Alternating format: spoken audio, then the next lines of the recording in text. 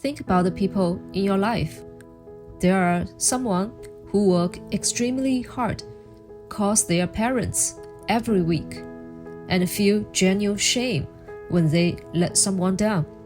There are someone else who responds to every crisis with "it all work out," and somehow, irritatingly, they're usually right. And there's someone who thinks the only reason society functions at all is clear rules and real consequences. No exceptions, no sentimentality.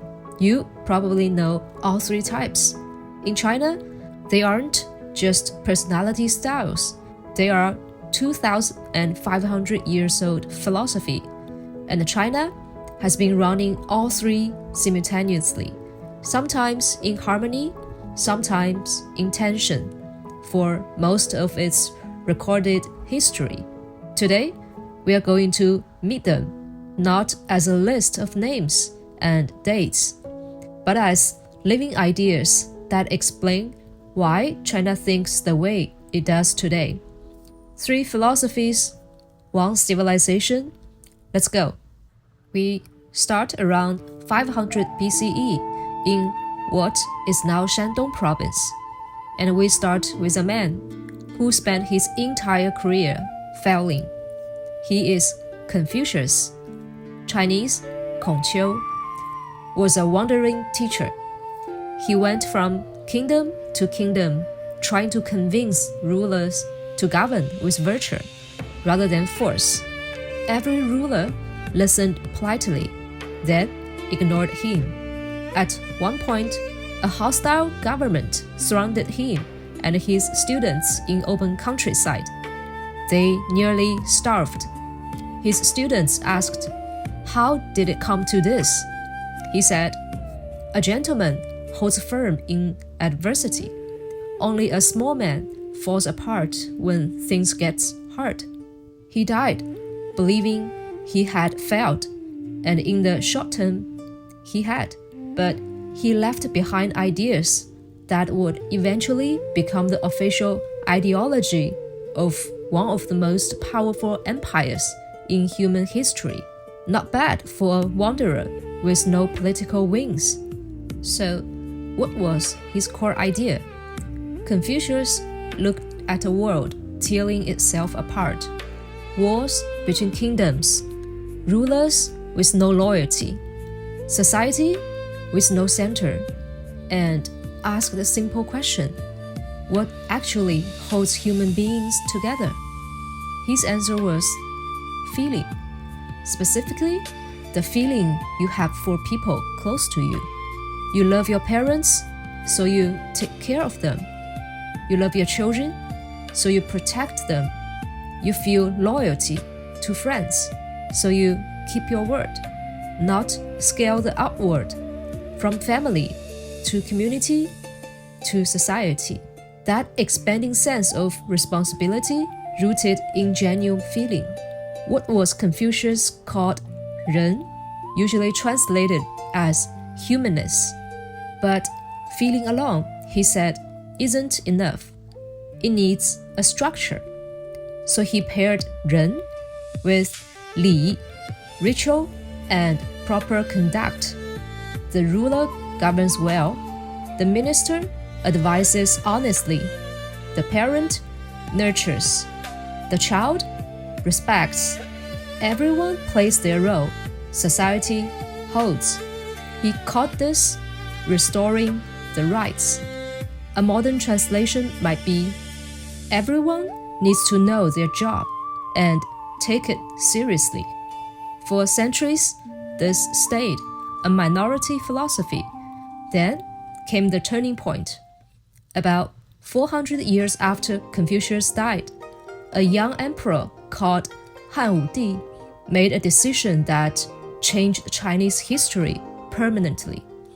He declared Confucianism the official state philosophy. If you wanted to work in government, you had to master the Confucian classes. You passed an exam. You got a post. You ran the country. The system the imperial civil service examination ran for nearly 1,300 years. Think about what that means. For over a millennium, the people running China were selected based on how well they could argue Confucian values. The philosophy didn't just shape culture, it was the filter for who held power. What did Confucianism leave behind? A kind of internal moral operating system, not surveillance, self-regulation. The pressure came from inside. Shame at failing your family, discomfort at betraying a friend, obligation that doesn't require enforcement because it's already internalized. That's very hard to erase, and it wasn't. The billion people who travel home every Spring Festival, that's not just tradition, that's Confucian obligation still running. Now, let's meet the philosopher who thought Confucius was overcomplicating everything. Around the same period, a man known as Lao Tzu, the old master, was supposedly working as a royal archivist. He watched the world getting increasingly chaotic, decided nothing could be done about it, and left. At the border, a guard recognized him. "Before you go," the guard said, "leave something behind, please." So Lao Tzu sat down and wrote a short book, 5,000 characters. Then he disappeared. No one knows what happened to him. This story is probably a legend, but it's the perfect legend for a philosophy that says, stop forcing things. Confucianism said, society is broken. Let's fix it. Lao Tzu asked, what if your fixing is part of the problem? He observed that the natural world operates without effort. Water doesn't struggle to find the lowest point. Trees don't strain to grow toward the sun. The Tao, the way, is this underlying current that everything follows naturally. Humans are the only things that constantly fight it. His prescription was Wu Wei, often mistranslated as doing nothing. More accurately, don't force, don't interfere unnecessarily. If you stir a glass of muddy water, it stays muddy. Leave it alone, and it clears itself. A student of this tradition, Zhuangzi, pushed it further and got considerably stranger. When his wife died, a friend came to pay his respects and found Zhuangzi sitting on the ground, banging on a bowl, singing. The friend was horrified. Zhuangzi said, when she first died, I grieved like anyone. But then I thought, before she existed, there was no form, no energy. She merged, lived, and now returns. Like the turning of seasons. Why would I weep at that? This is Taoism at its most radical. Impermanence isn't a tragedy. It's how things are. Taoism had one brief moment as official governing policy. In the early Han Dynasty, after years of devastating war, the empire was exhausted. The government adopted a Taoist-inspired approach. Reduce regulations, stop ambitious projects, let people recover. It worked. Economy revived. Population grew. But Taoism's real home was never politics. It became the spiritual exit door for Chinese intellectuals for 2,000 years.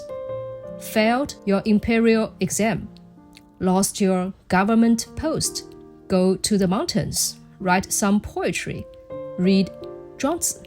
The civilization that Confucianism built always had a Taoist door in the back.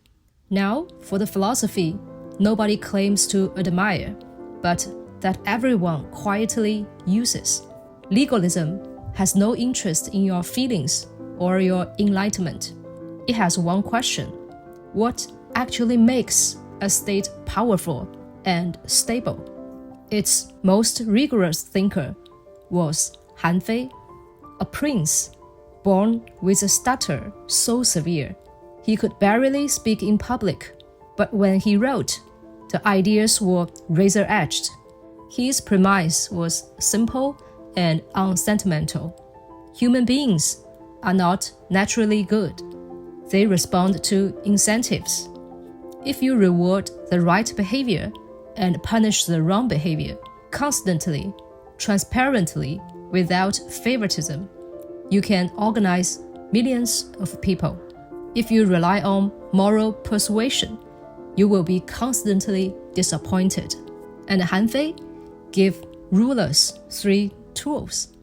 法 means law, clear, public, applied to everyone equally, no exceptions for rank or connection. Then 术 method, the ruler's private techniques for monitoring ministers and preventing deception. Never show your hand. 势 authority, concentrated power that makes any of this functional. Dilute that authority and the whole system collapse. His writing eventually reached the king of Qing dynasty, the man who would become China's first emperor. The king reportedly read Han Fei's essay and said, "If I could meet this man and talk with him, I would die without regret." He did eventually meet Han Fei, and then, due to court politics, had him killed, which is, in some ways, a very legalist outcome. The Qing dynasty used legalism to unify China, standardized writing, standardized currency, standardized road width, ruthless administrative efficiency, and it worked. China was unified for the first time in history, but Qing also made being late for government service a capital offense. It burned books. It worked people to death. After 15 years, it collapsed in rebellion. The lesson every subsequent dynasty internalized: legalism as pure policy is too brutal to sustain publicly. But legalism as infrastructure, that you keep quietly. After Qing dynasty, something interesting happened. No ruler ever called themselves a legalist again, but every ruler used legalist tools. The Han dynasty adopted Confucianism as its public face: virtue, moral leadership, care for the people. But underneath, the tax system, the legal code, the bureaucratic controls, all legalists. Efficient, unsentimental, non-negotiable. Meanwhile, Taoism absorbed the poets, the failures, the exhausted, the seekers. Chinese scholars have a phrase for this combination: Yangru, Yinfa. Confucianism on the outside, legalist on the inside, with Taoism as the pressure valve. This is a formula that ran Chinese civilization for 2,000 years. Not one philosophy winning, 3 philosophies with different jobs. Confucianism manages the social fabric. It tells you who you are in relation to other people, what you owe them, and what you can expect in return. Legalism runs the state machinery. It doesn't care about your feelings. It cares about outcomes, control, and preventing chaos at scale. Taoism keeps people sane. When the other two get too heavy, and they already do, there's always the mountain, the poem, the reminder that maybe none of this matters as much as you think. These aren't museum pieces. On Confucianism, the intense academic pressure on Chinese children has the same root as the imperial examination system. Study hard, achieve, bring honor to the family. That pressure is 2,500 years old and still running today. On Taoism, the Tao Te Ching is one of the most translated books in history. Mindfulness, meditation, go with the flow, trust the process.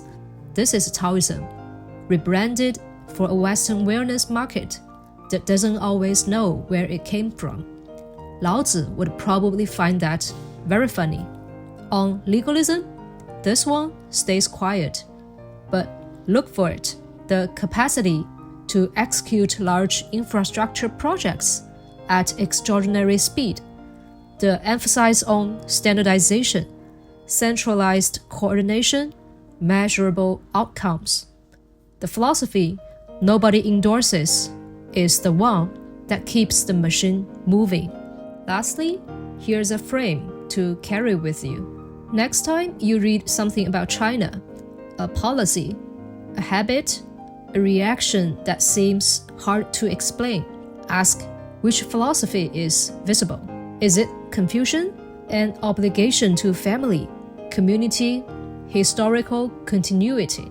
Is it Taoist, an acceptance of things as they are, a long view?